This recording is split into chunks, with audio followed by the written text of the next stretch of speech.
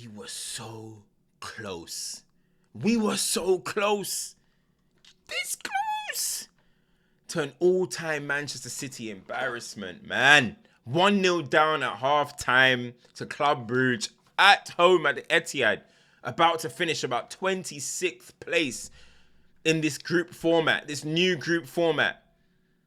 But then half-time comes and Man City do what they do. They never lose these do-or-die games. They never lose them. I promise you guys, yeah. Every time the backs are against the wall, this Manchester, not even just under Pep, even going back to Yaya Toure days, Aguero. These big games, Man City always find a way to win them. I remember there was one time, only one time, I think it's that Felipe Coutinho scored and Raheem Sterling scored for Liverpool. They lost a big game and I was like, wow, still ended up winning the league, but they never lose them. Aston Villa, they done it. Obviously, Chelsea beat them in the final. That was a big one.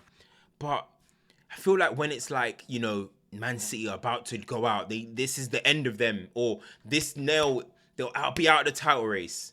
Leroy Sané, Aguero, Yaya, Gundogan. And now Cover's running through the whole team like he's Messi. Cover ran through them like he's Messi. When he's doing that, you know, listen, I don't know. I ain't got envelopes around me, man. You know them envelopes landed at half time. They're talking about Pep's team talk. It was the envelope. God damn. Damn it. This close. But shout out to Man City for getting through then, man. Listen, I guess all the big teams end up going through. But credit to this new Champions League format. It remained exciting. Even this final day, every team playing at the same time. It was thrilling. You know what I mean? Goals are flying in. Aston Villa are going 2-0, then 2-2. Everything will, I think they end up winning this game. Sorry, 4-2. But you know what I mean? It went to 2-2. End up being so exciting.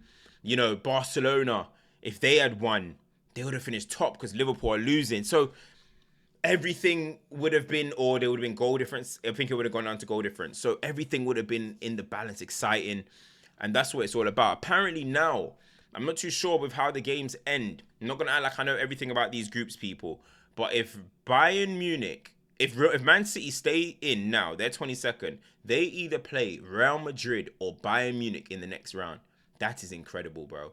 That's incredible. Or I don't know if it'll be in the playoffs or whatever it is. This Champions League format is a bit confusing.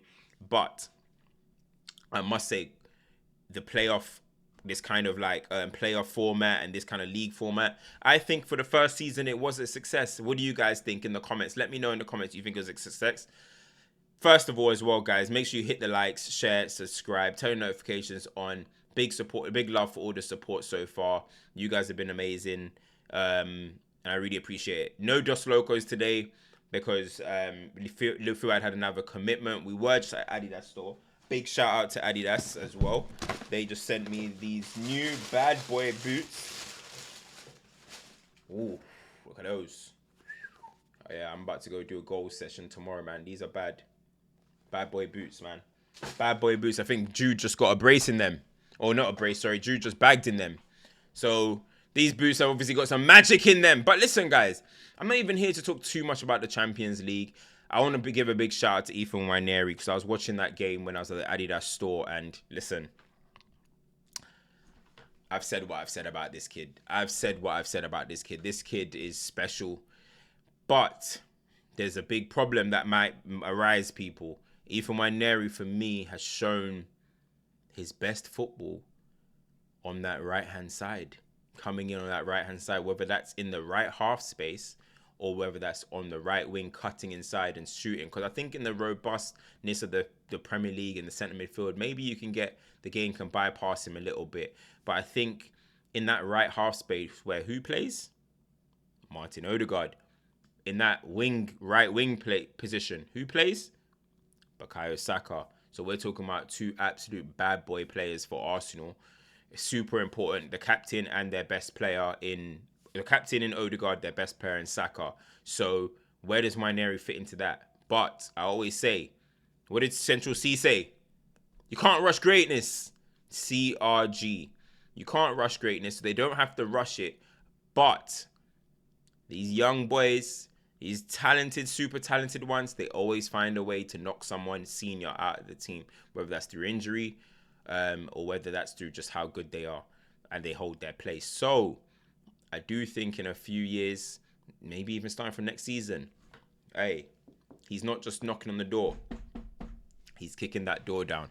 I think Saka, of course, is going to be safe, of course. But that space, you know. But the thing is, people, we haven't even got to see him on the left side as well, because people have only seen him really like whip the ball. The guy's got a strike with his lace as well, which I'm sure people will see eventually. You know what I mean? You'll see it eventually. The guy can do everything. Fantastic player. I'm looking at the groups now, though. Liverpool top the Champions League group. Absolutely fantastic campaign from them. You got to give them a set. Obviously, they lose today, but they were playing with the youngsters. All the bad boys were not playing. Barcelona finished second. Credit to them. The thing is, I had Barcelona as maybe a surprise for the season for the Champions League. However, they concede too much for me. They've conceded 13 goals, people, in this Champions League group stage. Now, if I'm looking down at the list, Liverpool conceded 5, Arsenal 3, Inter Milan 1, which is incredible. Atleti 12, which is very surprising for a manager like Diego Simeone. Leverkusen 7, Lille 10, Aston Villa 6, Atalanta 6, Dortmund 12, Real Madrid 12, Bayern 12, 11, 12, 9, 12. So you keep going down. So if you're looking at it, up until 17th place Monaco, which Barcelona are joint tied with conceded goals, you're looking at then Celtic. So from Celtic, teams started conceding kind of more than Barcelona did, but Celtic finished 21st. That's really, really poor from Barcelona. They score a lot, though.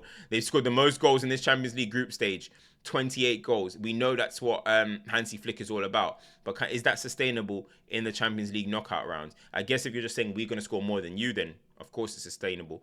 But conceding that much goals means you've got vulnerabilities at the back. So that's a big worry for me, for Barcelona.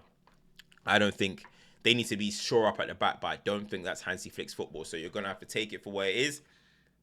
And we know what it is. It's swashbuckling, it's exciting, it's fast, it's high line. That's what it is. Yeah, I mean, Lamine Yamal, Brett Lauer, Rafinha, that's the type of football. And who knows? I don't know if he'll be able to be eligible, but who knows? Maybe Marcus Rashford joins them. Deadline day, maybe Marcus Rashford joins them. So that's going to be interesting. But talking about deadline day and transfers, Ollie Watkins, Arsenal have put in a £60 million bid for Ollie Watkins. £60 million that was rejected. John Duran, they have a verbal agreement with Al Nassr for 75 million euros for him to go to Al Nassr, which for me, I can't believe John Duran, who at one point felt like the world is at his feet, and it may still be, but ends up at Saudi at 21 years old. Now listen, I'm never going to knock anyone for going somewhere for the money, go and have financial freedom, that's amazing, but I don't know, sometimes I just say to myself, like, would I have, like, if I was a football player and I've been playing football since I was 5 years old, now I'm 21 years old, so 16 years of my life, did I work that hard to just cash out? Like, it depends. Listen, money, some people say money can't buy happiness. That's probably a lie. I've seen a lot of people happy with a bag of money, trust me. However, if that your sole happiness, then cool, go to Saudi, financial freedom, amazing. But I think that happiness also comes from playing at the top level, going to the best teams in the world, experiences, moments, memories. But listen, I'm not here to advise. I personally just probably would stay in Europe, try and get to one of the top teams, see how it goes. I feel like teams at Saudi will always be waiting, but you never know. You know what I mean? You never know. And he has obviously going to probably go and cash out, and hopefully he has a good career, still gets called up for Colombia, probably, hopefully. But it's a bit of a shame. In 5 years, we're not even going to think about it. Remember Oscar? Yes, yeah, he was there. So credit. That's a big coup for the Saudi League. Massive coup. But back to what I was saying about Arsenal. They've put in a £60 million bid for Ollie Watkins. Now, there's a lot of discourse about this. What do you guys think about this? Let me know in the comments. Ollie Watkins to Arsenal. I think, personally, that's a good signing. I think it's a good signing. A lot of people are saying, well, this is what you think about Raheem Sterling. It was seen as better than what we have kind of signing. But first and foremost, Sterling was not better than what Arsenal have.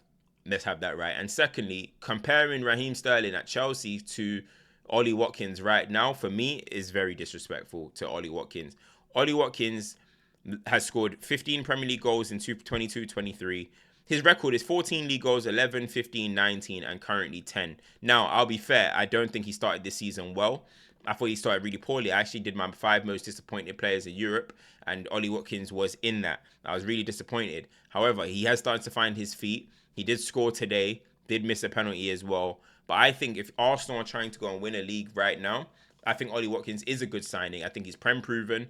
A lot of money, I agree, 65 million for somebody that's 29. But guys, you got to remember, Chris Wood is badding up the Premier League in his late 30s, in his mid 30s, sorry, well, late in football terms.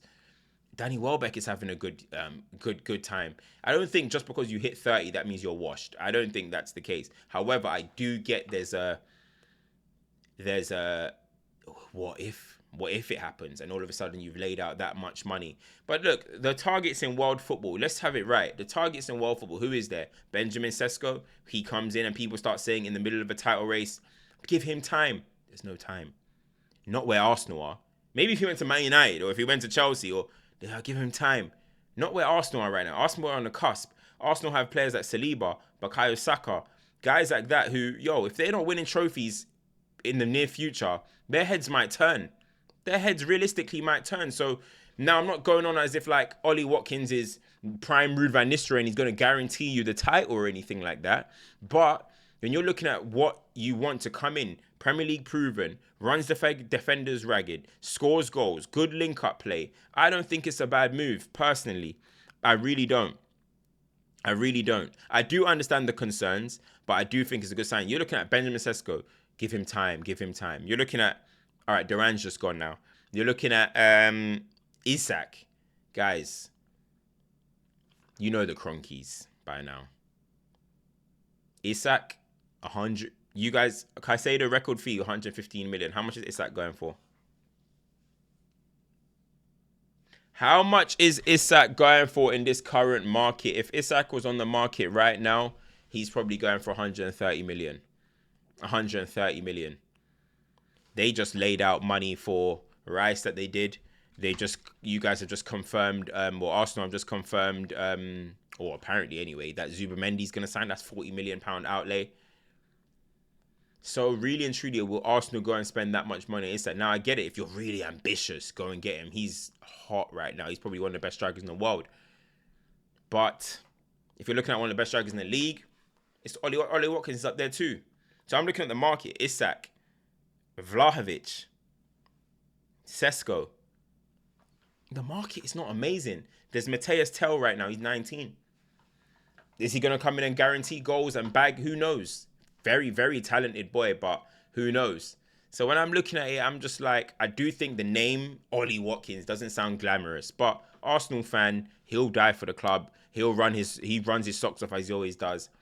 I think he will score goals. I do think if he came in, he'll do very well initially. The only thing is, okay, could you start thinking maybe in a year or two straight, you're going to have to now upgrade on him? But what I would say, guys, is I feel like everyone gets obsessed with 5-year plan signings, 10 years. He's going to be our striker for the next 10 years. Bro, it's not realistic. 3 seasons. Give me 3 seasons. Or 2 top seasons. Bam, thank you. Who's next? Give me 2, 3 top seasons. Who's next? It doesn't have to be 5, 6, 7, 8, 9, 10 seasons. It's not always the case, man. It's not always the case, honestly. Not always the case. So I do think people... Let me look at, for example...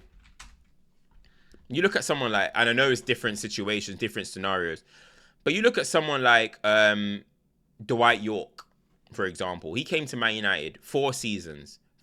2 of them were top seasons. The other 2 were meaty seasons. One of them, I think he might have even left mid-season or he got injured. 4 seasons. Boom. Thank you very much. Come in. Do your thing. And he was only top for 2 of those seasons. You know? So I don't think you can always plan for 5, 10 years. I don't think that's always the case. So, you know, good luck to him if he does get that move. Was one of the only people that was saying he should start at for England instead of Harry Kane. Got blasted for it. But look what he did in his short time that he got on the pitch. He's a good striker, man. I actually said Ollie Watkins is one of the strikers who gives you, every season, he gives you at least one absolute masterclass 9 performance. Masterclass. He's a good striker. But let me know what you guys think in the comments. Champions League has been wrapped up. I don't know who plays who. We're going to find that out later. When we find out, I will do another video. But exciting Champions League. Let me know if you like the Champions League format. Also, let me know what you think about Ollie Watkins to Arsenal. Major deal that potentially could be happening. Matthias Tell apparently wants to join Man United. Let's see. Big talent. But let's see what happens, man. Guys, it's been your boy, CultureCams. Make sure you like, share, subscribe, turn your notifications on.